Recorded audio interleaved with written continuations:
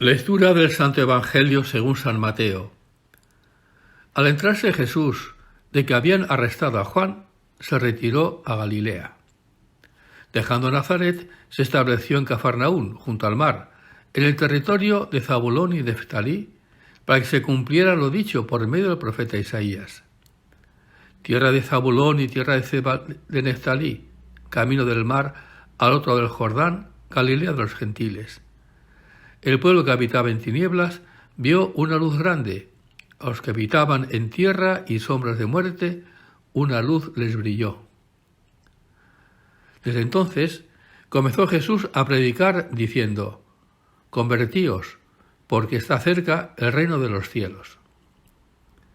Paseando junto al mar de Galilea, vio a dos hermanos, a Simón, llamado Pedro, y a Andrés, que estaban echando la red en el mar, pues eran pescadores.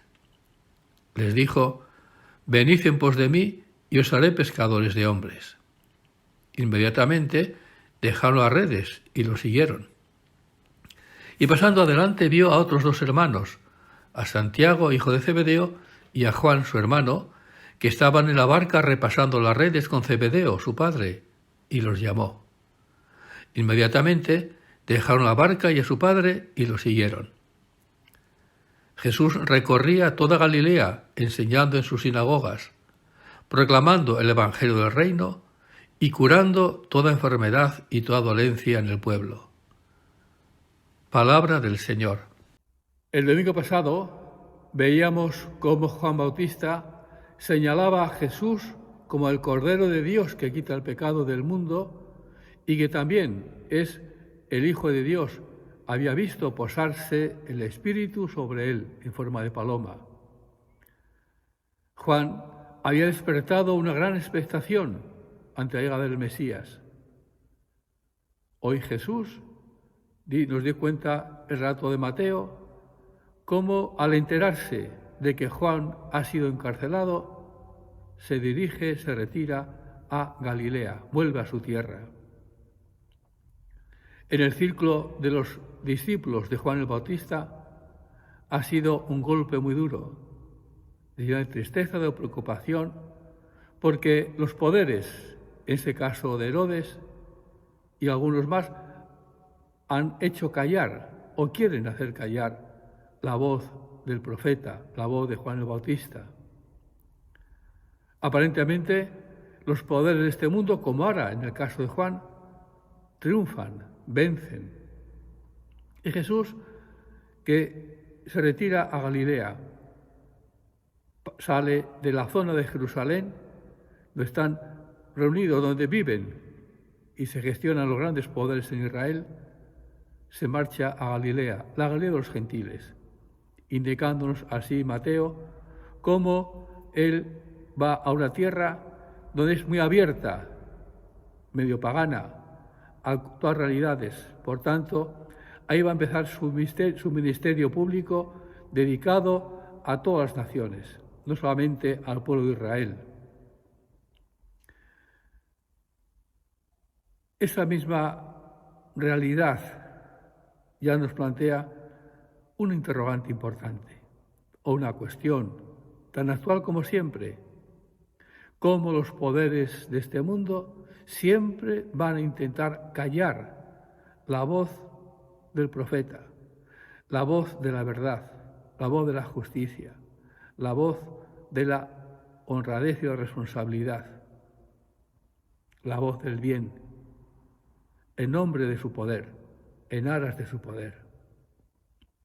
Va a generar en el entorno siempre una especie de desasosiego, de preocupación, donde aparentemente triunfan siempre los poderes de este mundo.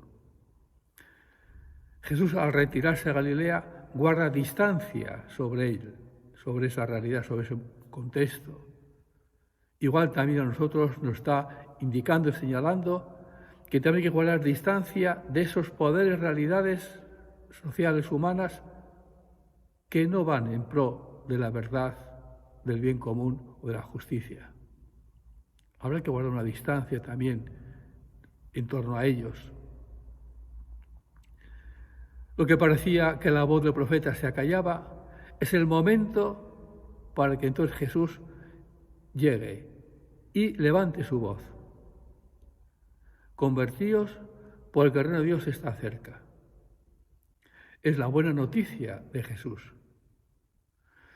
En aquel contexto sociocultural del Imperio Romano, la única gran buena noticia siempre era y venía y provenía del emperador, porque se creía el Señor del mundo, el amo del mundo.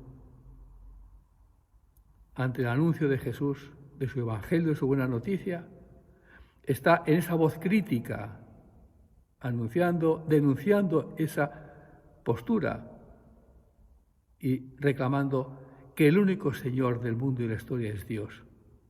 El reino está aquí, Dios está presente en la historia, Dios actúa. Y es Él, Jesús, el que ahora lo va a mostrar, lo va a enseñar, lo va a manifestar. Y esa es la gran novedad que Jesús aporta.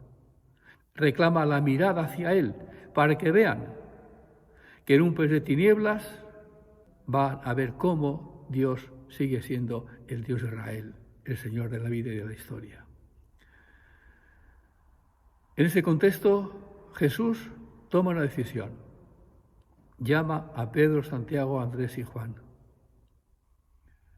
Necesita, como a otros discípulos, que contemplen, que vean, que oigan y que compartan con Él su ministerio, para que también los pueda ellos luego en su día anunciarlo.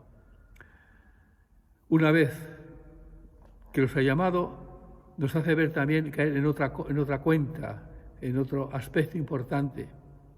No son Pedro, Andrés, Santiago y Juan los que deciden seguir a Jesús, porque su planteamiento, su proyecto de vida, su anuncio, su mensaje, sea llamativo, sea ilusionante. Es verdad. Sino que es Jesús quien toma la decisión de llamarles.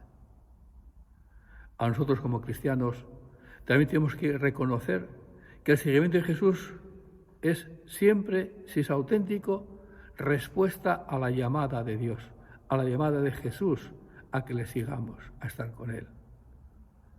No es fruto de una decisión nuestra. Nuestra decisión es posterior a la llamada del Señor, porque ha tocado nuestro corazón, ha tocado nuestra mente, ha tocado nuestra voluntad a la gran verdad de la presencia de Dios en nuestra vida y en el mundo, y nos invita a seguirle. Luego Mateo nos indica 3 aspectos importantes de cuatro de la misión de Jesús. Recorrer las sinagogas, el pueblo, la zona de Galilea en Cafarnaún. ¿Para qué? Para anunciar que Dios está presente, que Dios es bueno. La buena noticia del Evangelio. En un mundo descreído, descorazonado, con problemas, Dios es bueno. Dios está ahí presente. Y proclama, por tanto, que el reino de Dios, hay un proyecto de Dios sobre el hombre. El reino de Dios. La persona de Jesús es la que reclama que Dios y nos recuerda la bondad de Dios para con nosotros y que esa realidad se hace presente. Ese reino es un proyecto de amor, de alianza que Dios sigue manteniendo vivo hacia el ser humano. Anuncia, proclama y cura. Cura enfermos y dolencias. Solamente Jesús puede sanar el cuerpo y la mente y el corazón del ser humano, como muestra de la realidad y veracidad de que Dios está con él, salvando a la humanidad, ofreciendo un camino nuevo de luz y de vida al ser humano. Por tanto, hoy el Evangelio nos sitúa ante ese contexto de un mundo que a veces se cree por encima de todo amo y señor de la historia, y Jesús nos vuelve a llamar, a reclamar que le miremos a Él, que en Él hay una única verdad y noticia. Dios es el único Señor de la historia. Dios es el que apuesta por el ser humano. De ahí el reino de Dios.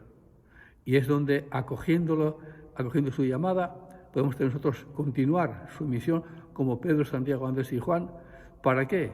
Para que siendo testigos de esa llamada del Señor, de la vida y ese reino, podamos ser nosotros fieles a la misión del Señor, llevarlo al mundo de hoy. Hombres nuevos, creadores de la historia, constructores de nueva humanidad, hombres nuevos que viven la existencia